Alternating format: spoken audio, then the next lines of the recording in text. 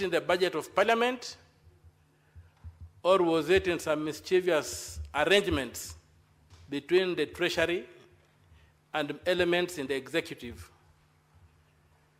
Because it is this kind of escapades where there's no accountability that are used to steal money from Kenyans. So my interest is that the campaigns are over. We rallied behind the flag, but let us be informed how much money was taken out of the Treasury, if at all, and what procedure was used to authorize that. Because I've checked the Appropriation Acts of Parliament, I've not found any provision for that campaign. And so I would want to know how much was spent on that campaign, and if Parliament was not involved, who authorized the Treasury to spend that money, if the money came from the public? The other issue that I would like to speak to, yes, please inform me. Would you like to be informed by Senator Eddy? If it's credible. Proceed, Senator Eddy.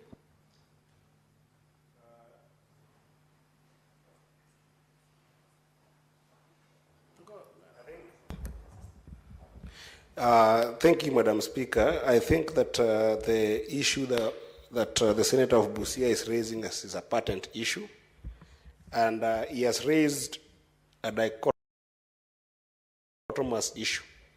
One is the issue of the campaign, and the other is the issue of those who went to Addis Ababa. It will be remiss of me not to speak on one that does affect me directly, because I did travel to Addis Ababa, and I did interact with the people who traveled to Addis Ababa to be able to give support to our own. I want to inform the Senator of Busia on the issue of those who traveled. Majority of whom I interacted with, and I also traveled to give Raila Amolo Odinga support. We self-sponsored to go to Addis. And if you need the evidence to that effect, I am willing to table as many as possible of those people who believed that indeed supporting our own, just like we'll go to a rugby sevens in South Africa, or you will go to watch our sister Kipyegon run in a marathon, or you will go to watch Kipchoge in Olympic. Some of us were patriotic enough to believe that this matter was very important for the country, that we self-sponsored ourselves to get to Addis Ababa. That is an important information that I think that patriots like yourself should understand, that patriots like us did take that chance and did take that hint to be able to go and support Baba Raila Amolo Odinga in Ethiopia. I thank you, Madam Chair. Thank you, Senator Eddy. You can proceed, Senator Okiya. Thanks for the unverified information. I would love to see you table that you have promised to table, to demonstrate to this House that people self-sponsored. In the absence of that, you hold your horses and forever keep quiet. Moving on, Senator Okiya, the Honorable Senator actually offered before being prompted that he could table the evidence. So it shouldn't be an area of contention. He can bring that evidence and table. It's not an area of contention, but it's an attempt to sugarcoat a tablet.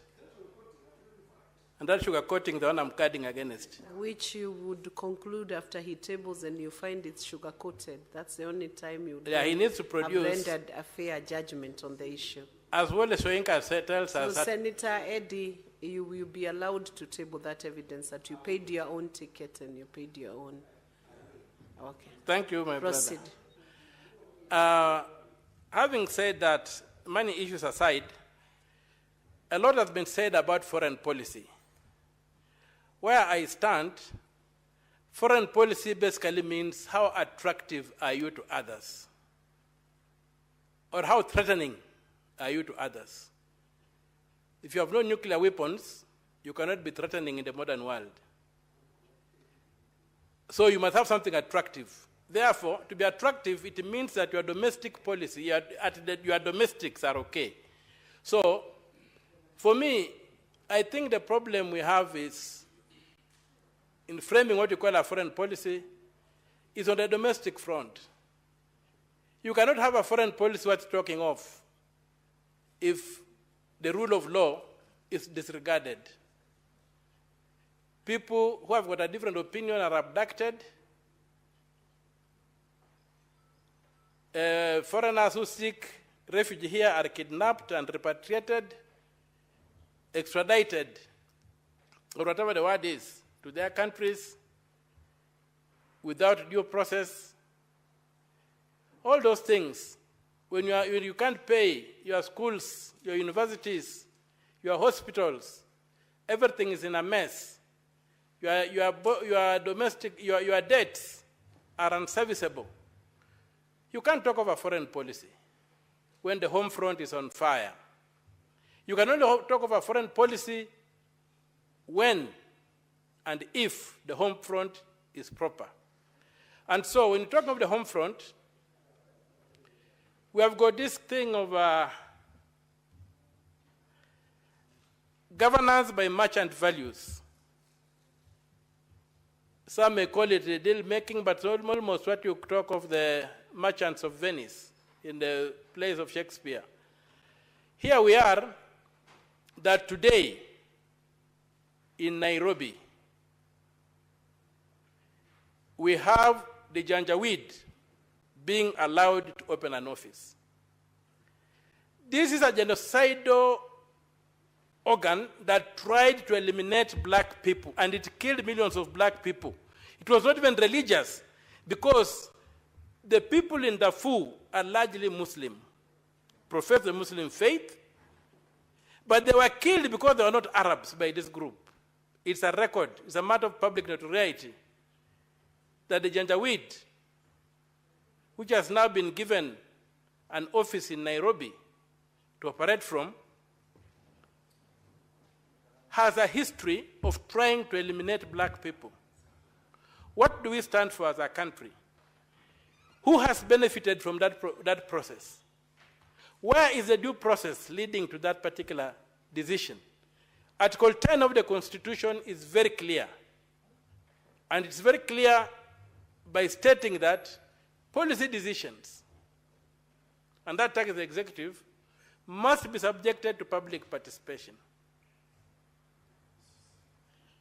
At the very least, a paper should have been tabled in Parliament on the issue of Kenya wishing to go to bed with the Janjaweed. Then you could debate it.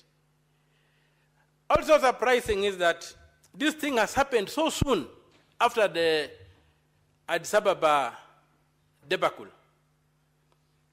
I call it a debacle because, looking at the evidence, such things don't happen overnight. There must have been negotiations and must have been interactions between this group and the regime running the Republic of Kenya.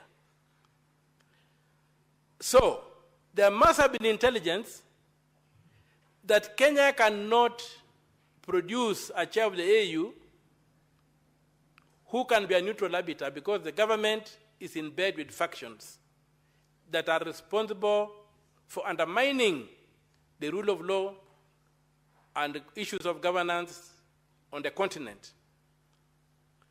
So I'm sure people knew. And we know some time back, His Excellency Dr. William Samoei Ruto was proposed to be chair the negotiations over the Sudan. And we remember the government in Khartoum stating in very clear terms that it could not allow it because they perceived him to be biased. A few years later, you can see that their fears were not idle.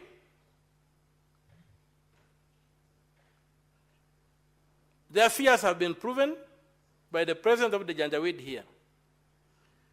We have seen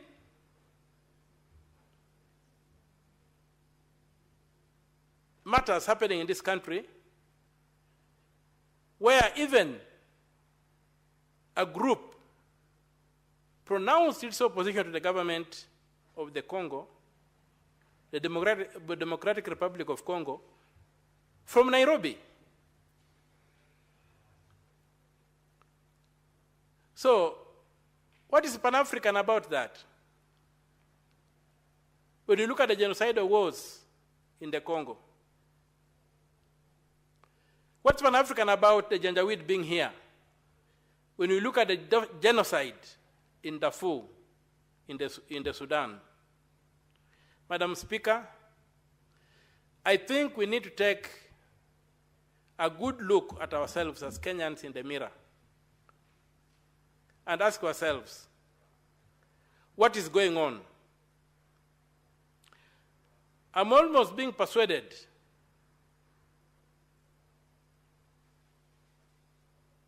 that we are getting to a point whereby the Republic might need to invoke Article 144 of the Constitution.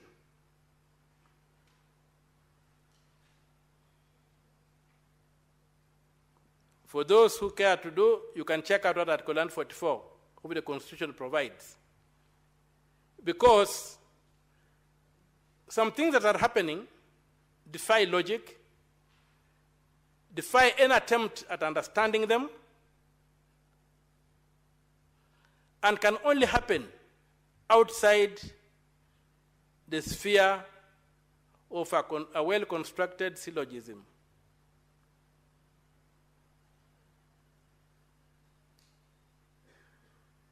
Madam Speaker, it's a very, very heavy heart that today I stand in this august house as a powerless legislator, a house that has totally failed to have any impact on the executive, a house that has got absolutely nothing to write home about its achievements. Absolutely nothing. Even if you gave them the back of a postage stamp and a felt pen, they would not feel it within an achievement you have had in terms of checking the executive. We don't understand the insignia on our own desks here.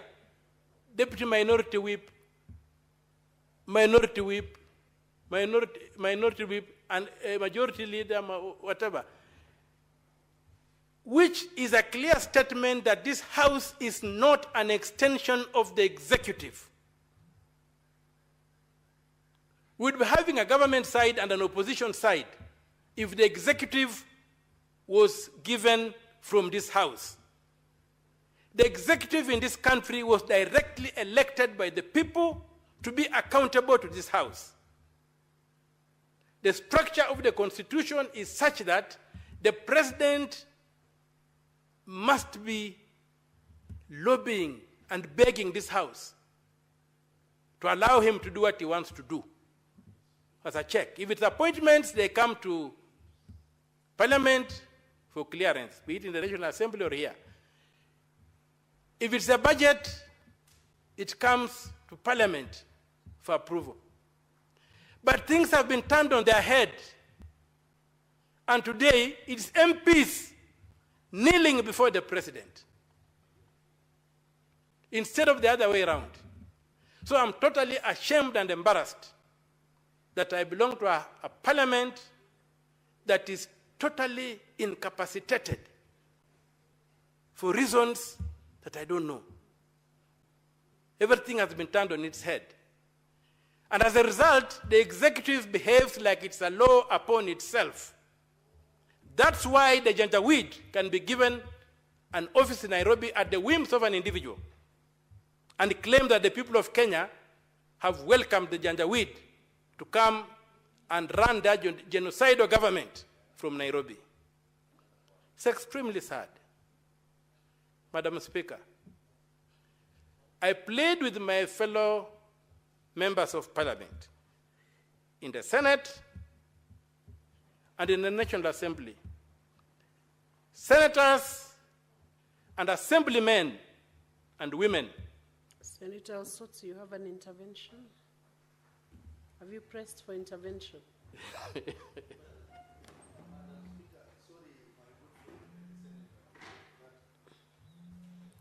Sorry, I didn't want to interrupt Senator Okiya Omtatah, but I think it's important for us to be told more about this Janjaweed, because my little knowledge about Janjaweed is that it's a terrorist group that operates in the Sahel region, Sudan, Chad, and Yemen.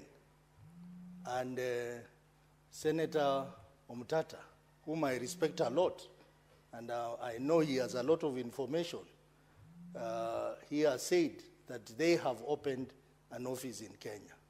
So I think this is a serious matter that even me as a representative of the people, I would like to know more about that. Have these people opened an office in Kenya, and what action can we take as a representative of the people? Because this Janjaweed, which translates to devils on a horseback, that is what it means in English, is a destructive group, is a terrorist group, which was even defined as a terrorist group by the United Nations. So if indeed they are in Kenya, and I don't want to doubt what Senator Omtatah is saying, because he has always proven that whatever he says, he has researched very well. So I think I need to know more about that, Madam Speaker. Honorable Senator Okiya Omtatah, you know, under the Standing Order 105, you have a responsibility for a statement, issuing statement of fact for everything you allege while you are debating. You can proceed to give information that supports what you have alleged. Incidentally, Senator Osotsi, thank you for asking me to do the obvious. I always carry my laptop, and I've just clicked in the word search under warring factions in the Sudan. And what has come up, Sudanese, under the heading Sudanese Civil War 2023 to present on Wikipedia, that is HTTP. Honorable Senator, are you presenting social media facts? Not a social media fact. This is an internet resource. It's a Wikipedia, an internet resource. Yes, it's an authority, and I've referred to it. So the two opponent factions consist of the Sudanese Armed Forces, SAF, under Abdel Fattah al-Burhan, and the Parliamentary Rapid Support Forces, RSF, and its allies, collectively the Janjaweed Coalition, under the Janjaweed under Hemedit. What is your point of order, Senator Eddy?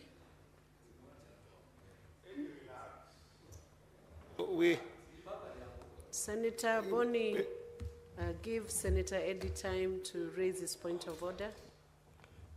Madam Speaker, responsibility of fact 105. If you read that entire standing order, Madam Speaker, there is a standard of proving facts in this House. A Parliament of Kenya, the Senate of Kenya, want to depend on Wikipedia as a source that can be tabled in the House to prove fact, Madam Speaker. What are we doing? Who is the author of Wikipedia? Wikipedia is a source that anybody, just like social media, can go and post anything on Wikipedia.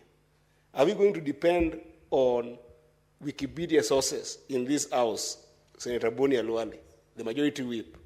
Is this where the House of Representatives has reached, to depend on Wikipedia sources in the House? I think that the spirit of Standing Order number 105 is such that when there is any issue of fact that is raised in this House, then an honorable senator must then produce a reliable source that is available to all senators, but not social media facts and figures and Wikipedia sources that, Madam Speaker, have got voices from all over that you cannot be able to point to one person. So I request the Honorable Senator that, yes, there is a very serious issue that is bringing to the House, but let his source be credible and let his source be something that we can all believe in and appreciate. I thank you, Madam Speaker. Senator Okiya. I urge my brother, Senator from Migori, to dismount from his emaciated and starving high horse and understand that Wikipedia always has links to sources where the information comes from. But that as it may be, I would also like to bring in another authority. I was still producing authorities. Okay, Senator Okiya, it's your responsibility to give verified information whose authors may be known or the source is credible. So yes. I will now request you or guide you to give the author of the information you are giving or the source that you are giving from that Wikipedia. Well, I'm here. I've left the Wikipedia alone. I'm here at https://www.cfr.org/global-conflict-power-struggle-Sudan by